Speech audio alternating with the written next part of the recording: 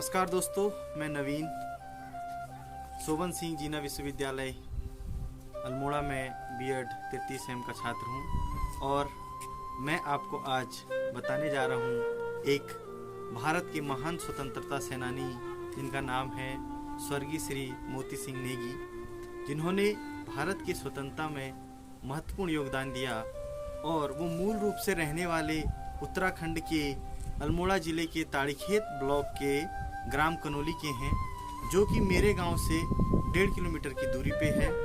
और अगर मैं इनकी बचपन के दिनों की बात करूं तो ये फैमिली में 4 भाई थे और इनके माता पिता थे और बचपन से ही इनमें एक देशभक्ति का जुनून था। जहां भी ऐसे कार्य होते थे देशभक्ति से संबंधित, जहां भी रैलियां होती थी तो ये उसमें चले जाते थे। तो जिस समय महात्मा गांधी ने आंदोलन चलाया था तो ये भी रानीखेत कक्षा 5 में उसमें यहाँ पर पढ़ते थे प्राइमरी विद्यालय बंगोड़ा में। और उसके बाद ये अपनी पढ़ाई छोड़ के अपने घर बार छोड़कर स्वतंत्रता संग्राम में कूद पड़े और घर से चले गए थे। आज हम उनके बारे में जानने के लिए उनके गांव में जा रहे हैं और फिर वहाँ पे जाके अभी उनके जो बेटी और भाई वहाँ पे रहते हैं उनसे उनके बारे में बातचीत करेंगे। तो दोस्तों देखिए, हम पहुँच चुके हैं कनोली गांव में, जो कि एक छोटा सा गांव अल्मोड़ा ज़िले से काफ़ी दूर रानीखेत के नज़दीक, जो कि बसा हुआ है। यह गांव पहाड़ों के बीच में और यही जन्म लिया था हमारे महान स्वतंत्रता सेनानी श्री मोती सिंह ने। और देखिए कैसे मुश्किल भरे दिनों में भी उन्होंने अपनी देशभक्ति को जगाए रखा और देश संग्राम में भाग लेकर उन्होंने हमें एक आज़ादी दिलाई। और ये उनका निवास स्थान सामने आपको दिख रहा है और वहाँ पे अभी उनकी एक बेटी रहती है जो कि पोस्ट मास्टर के पद पे यहाँ पे कार्यरत हैं। तो आइए उनके बारे में और अधिक जानने के लिए उनसे बातें करते हैं। ठीक है,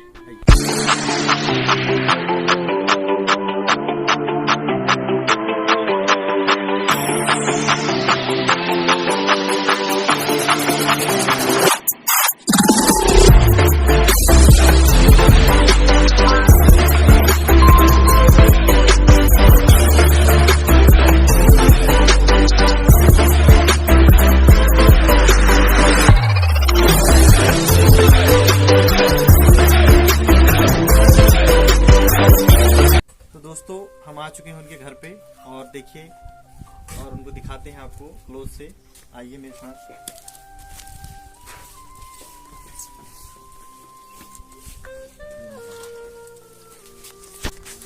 ये है उनका पैतृक घर और ये पैतृक घर है उनका जिसमें कि वो रहते थे, जहाँ उनका बचपन गुजरा। ये गांव वो है और यहाँ पे जो ये वाला घर आपको दिख रहा है, इसमें इस एरिया का पोस्ट ऑफिस है, पोस्ट ऑफिस कनोली, जो कि 1972 में यहाँ पे लाया गया था, जिसमें कि इसको लाने में भी उनका बहुत बड़ा योगदान था श्री मोती सिंह जी का।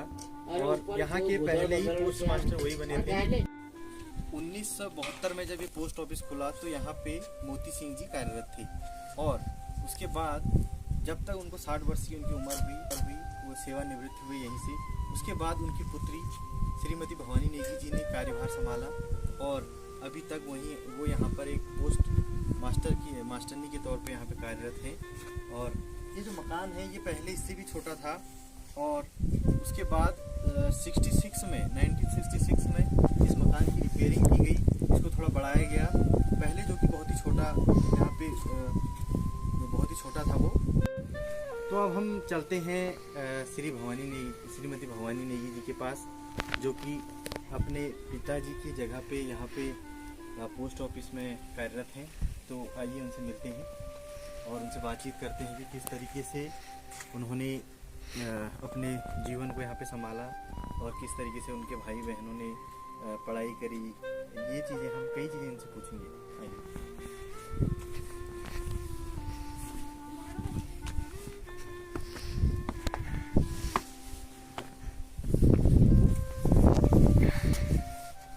ये हमारा पोस्ट ऑफिस देख लीजिए कनोली, और ये हमारी वैसे गांव के हिसाब से बुआ जी लगती हैं। बुआ जी नमस्कार। नमस्कार। और तो आप थोड़ा अपना परिचय दीजिए कि आप कौन हैं और क्या करती हैं यहाँ पे।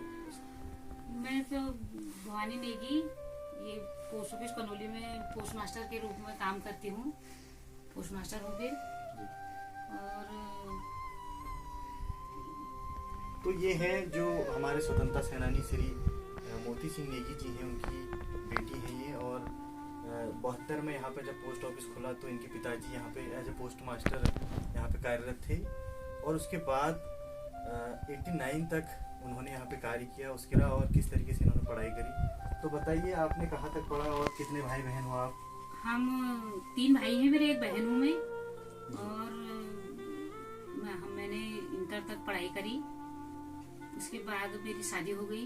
फिर मेरे पिताजी यहाँ से रिटायरमेंट हुए फिर 89 में। फिर मैं उनके रिटायरमेंट के बाद मैं लगी यहाँ पर। और 3 भाई हैं मेरे।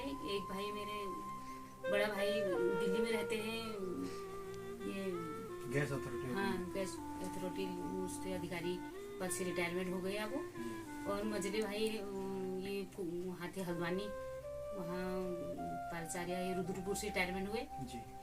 और छोटा भाई वहाँ है बम्बई। अच्छा, मुंबई में भी कंपनी में कार्यरत? हाँ, वो कंपनी में कार्यरत है, अभी कार्य करता है, मेरे से छोटा है जी। तो एज ए स्वतंत्रता सेनानी तो सरकार ने उनके बच्चों के रूप में आपको जैसे तो आपकी कोई मदद करी है पढ़ाई लिखाई में? मदद के ऐसे तो मेरे को अपने याद से जब मेरे पिताजी माताजी बताते थे भी थे, जब मैं हुई तो तब से तो मतलब हमारी कंडीशन ठीक ही रही थोड़ा बहुत। फिर पहले कहते थे कि मेरे भाई को, मेरे बड़े भाई को थोड़े, उन्होंने अपने हिसाब से, पिताजी ने कुछ नहीं कहा, उन्होंने अपने वो देखा पर कुछ भी करा होगा फिर, और सरकार ने थोड़ी मदद करी। जी जी। तो कोर्स करा ना उन्होंने, हाँ, इंजीनियरिंग कोर्स करा। अच्छा। फिर उसके बाद जो उनकी इंजीनियरिंग में वो फर्स्ट वहाँ कालागढ़ डैम बना नहीं, हाँ। वहाँ नौकरी लगी उनकी, मेरी भाई की। अच्छा। वहाँ कालागढ़ में। हाँ। तो वहाँ फिर उसके बाद वही जब तनख्वाह में से उन्होंने काटा होगा नहीं काटा होगा ये मेरे को मालूम नहीं है। तो लोग कहते थे कि उन्होंने सरकार ने तब इंजीनियरिंग जब उन्होंने कोर्स करा गवर्नमेंट की तरफ से हमको कुछ थोड़ी मतलब मदद मिली। जी जी बिल्कुल ठीक। हाँ। तो गवर्नमेंट की तरफ से जो हमारे गुरुजी थे उनको पेंशन वगैरह मिलती थी? हाँ, पेंशन मिलती थी उनको। बाद में मेरे भाई लोगों ने प्रयास करा, फिर पिताजी ने तो कुछ उनको जरूरत ही नहीं थी। अच्छा। उन्होंने कहा क्या करना है, ठीक ही हो रहा है, भगवान निकाल ही रहा है समय। और फिर बाद में उन्होंने कोशिश करी, फिर वो लग गई, पेंशन लगी फिर उनकी। हाँ। तो ये बताइए कि जैसे आपको जितना अनुभव है कि समाज सेवा के रूप में उन्होंने हमारे इस एरिया के लिए क्या क्या काम किए? समाज सेवा में तो वो लगे ही रहते थे। और हम मतलब मैंने सुना है, फिर हमसे तो पहले की बात है, वो जो ये स्कूल खुला ये कनौली खाल में, पहले 5वीं तक था, फिर प्राइमरी। उसके बाद जूनियर हाई स्कूल के लिए भी उन्होंने कोशिश करी। और मतलब बंगोड़ा में भी स्कूल खुला, उसके लिए भी बहुत कोशिश करी उन्होंने। और कनौली खाल के स्कूल तो खुद वही लाई। अच्छा। उसके बाद ये पोस्ट ऑफिस 72 में खुला, तो ये पोस्ट ऑफिस के लिए भी उन्होंने बहुत प्रयास करा, तभी ये पोस्ट ऑफिस खुला। अच्छा। पहले चमन खान देवली खेत था, उसके बाद चमन खान। बाद में फिर यहाँ के लोगों को बहुत परेशानी थी, जैसे देख करके उन्होंने यहाँ सोचा कि यहाँ एक पोस्ट ऑफिस खोला जाए। हाँ, तो ये प्रयास करा। और कहते हैं यहाँ पे एक सड़क आने वाली थी उनके नाम पे, 5 किलोमीटर आती थी, तो उसके बारे में क्या कहना चाहिए? सड़क के बारे में तो उन्होंने बहुत ही कोशिश करी। उनकी अंतिम इच्छा थी कि मैं अपने गांव या रोड में अपने घर तक, गांव तक जाऊं। बाद में वो रामनगर गए तो वो घर आने के लायक मतलब नहीं, असमर्थ हो गए थे ना। हाँ। नहीं आप पार, वो उनकी इच्छा थी कि मैं गाड़ी में, रोड में, हमारे यहाँ से बहुत दूर है रोड, आने में बहुत दिक्कत होती है। हाँ, परेशानी होती है। तो उन्होंने सोचा था, बहुत प्रयास करे, लेकिन यहाँ के लोगों ने ऐसी तरह, समाज में कई प्रकार के लोग रहते हैं। हाँ। तो उन्होंने मतलब किसी ने जमीन के हिसाब से, किसी ने कुछ नहीं आई हुई, पर अब उन्होंने बहुत प्रयास करा। बाद में वो बुढ़ापे में फिर वो इधर उधर जा भी नहीं सके। फिर वैसे लेखा पढ़ता उन्होंने बहुत करा। जी जी। अपनी तरफ से पूरा हाँ, बहुत कोशिश करी। अब जो है रोड उन्हीं के हिसाब से फिर अब आ रही है। कोशिश उन्हीं की थी, मतलब लिखा पढ़ती वल्ला पल्ला जो भी करा फिर उन्होंने करा। अच्छा। हाँ, तो अब आ रही है। जैसे कि तो आपने वो बाद में अपने दिनों में वो रामनगर रहे, तो रामनगर का वो मकान वगैरह बनाया उन्होंने? रामनगर मकान तो 83 में, ऐसे करीब 83 में बना मकान हमारा। पिताजी ने वहाँ वीजा के लिए बनाया, फिर वो वहाँ रहेगी। एक गाँव में इतनी परेशान हो जाती है ना, काम होता है, फिर हमारे गाँव में बहुत काम था, सभी कुछ खेती बाड़ी गाय भैंस, फिर वहाँ यहाँ ये नहीं रहे, ये आराम नहीं हो सकता है। वहाँ वीजा के लिए लिया, फिर वीजा तो चली गई, उसके नसीब में था ही नहीं सुविधा। तो मम्मी आपकी कब एक्सपायर हो गई थी? वो तो ऐसी फिर 94 में ऐसी हो गई थी, फिर वो एक्सपायर। तो कोई बीमारी थी? 93 में। हाँ, उसको ये ब्रेन ट्यूमर हो गया था ना, वो एकदम से हो गया वो। हाँ, ज्यादा उसका इलाज भी नहीं हो पाया उस समय, इतनी सुविधा भी नहीं। हाँ, सुविधा भी नहीं थी। और हालांकि तो उसे कितने भाई लोग नौकरी करने वाले थे, फिर पैसे की ऐसी वो नहीं थी, लेकिन उसका पता नहीं चला कि ये हो गया। इधर ले गए थे? हाँ, बाद में ले गए, फिर वो बिल्कुल अंतिम स्टेज गई थी। अच्छा। तब इलाज उन्होंने कहा कहीं भी ले जाओ, इलाज इसका संभव नहीं है। पहले वो मतलब पकड़ में नहीं आया। तब आपकी उम्र क्या थी जब आपकी माता जी एक्सपायर हुई? ऐसी थी मैं 30-32 साल की। तो भाई लोग तभी उस समय पूरे अपनी अपनी जॉब करने लगे थे? हाँ, भाई लोग जॉब करने थे। छोटा भाई की शादी नहीं हुई थी, जॉब पर लग गया था वो भी।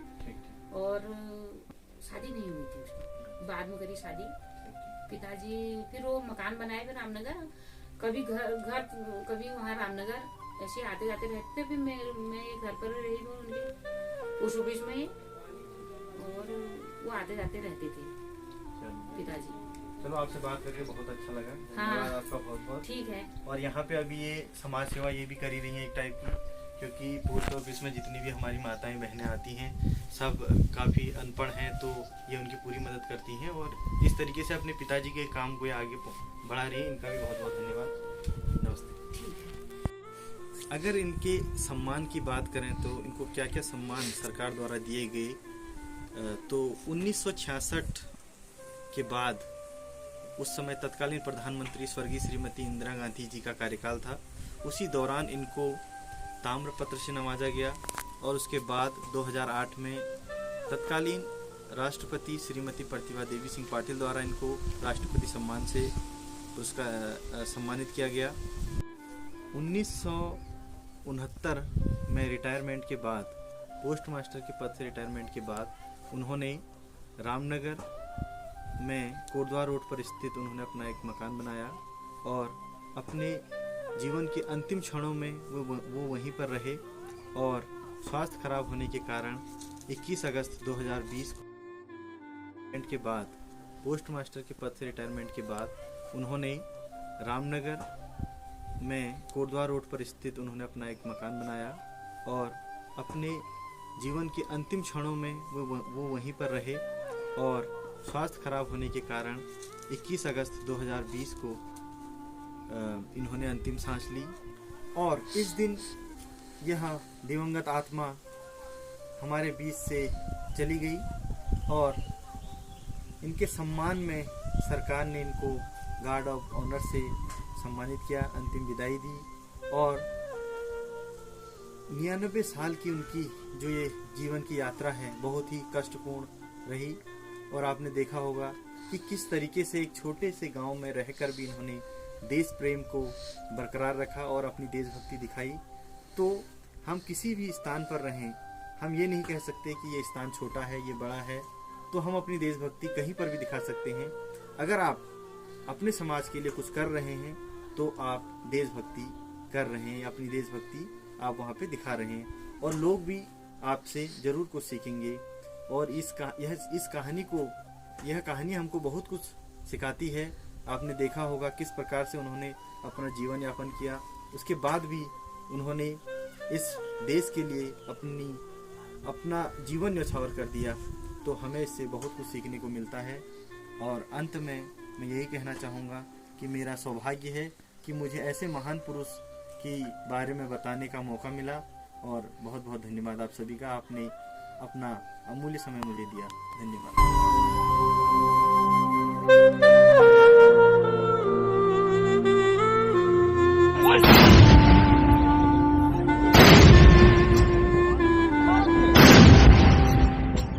Tiger.